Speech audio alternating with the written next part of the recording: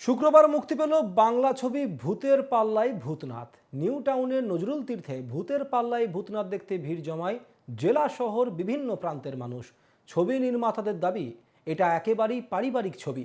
পরিবারের সকলকে সঙ্গে নিয়ে এই ছবি উপভোগ করা যাবে। ছবিতে ভূতের ভয়ের সঙ্গে হাসি মজার সমস্ত কিছুই রয়েছে। ছবির পরিচালনা করেছেন বিদিশা চট্টোপাধ্যায়। ভূতের পাল্লায় ভূতনাথে দেখা যাবে খরাজ মুখোপাধ্যায়, কাঞ্চন মল্লিক, মানস সিনহার মতো বিখ্যাত অভিনেতাদের।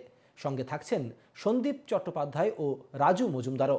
ছবির লিড রোলে রয়েছেন আরিয়ান ভৌমিক ও অলিভিয়া বসু।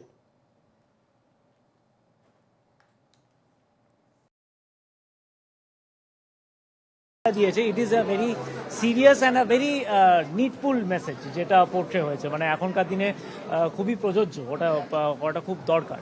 তো সেইভাবেই সিনগুলো মাউন্ট করা হয়েছে। অ্যান্ড অবভিয়াসলি যেরকম অ্যাক্টার্স আমরা একসাথে কাজ করেছি, কাঞ্চনদা, মানসী বলো, সবাই, তো সব মিলিয়ে আর কি ইট ওয়াজ অ্যান এক্সেলেন্ট এক্সপিরিয়েন্স।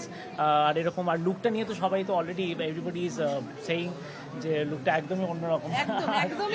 আর একদম সব থেকে বেশি খুশি হয়েছি যে মানে আমার চরিত্রটা যেহেতু মানে এখানে অন্যভাবে পোর্ট্রে করে, কিন্তু মহাদেবের সাজে আমি আসতে যে পেরেছি, তো এইটা আমার কাছে বড় সৌভাগ্য, বিকজ আমি নিজে খুব বড় মহাদেবের ভক্ত। এই গল্পটা না অ্যাকচুয়ালি ভূতেদের নিয়ে। ভূতের পাল্লায় ভূতনাথ, আপনারা নামটাতেই কিছুটা বুঝতে পারছেন। তো গল্পটা ভূতনাথ মানে হচ্ছে মহাদেব, আর তার সাথে আছে ভূত। তো মহাদেব আর ভূতকে নিয়ে মুভিটা। কিন্তু এই মুভিটা যে শুধু হরর কমেডি মুভি সেটা না, এই মুভিটাতে না কিছুটা রোম্যান্স আছে, যেটা আপনারা দেখতে পাবেন। মানে অ্যাকচুয়ালি মুভিটা সব কিছু মিলিয়ে কন্ট্রোল করেছেন স্নেহাশিস চ্যাটার্জি।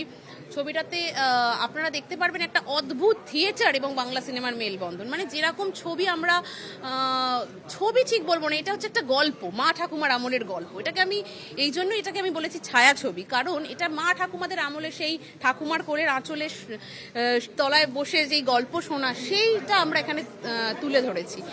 যে সেই যেগুলো এখন অনেক অবলুপ্ত হয়ে গেছে ইন্টারনেটের দুনিয়া, ইন্টারনেটের যুগে, সেইটাকেই আমি নিয়ে আসতে চেয়েছি, ফুটিয়ে তুলতে চেয়েছি রন্ধ্রে রন্ধ্রে।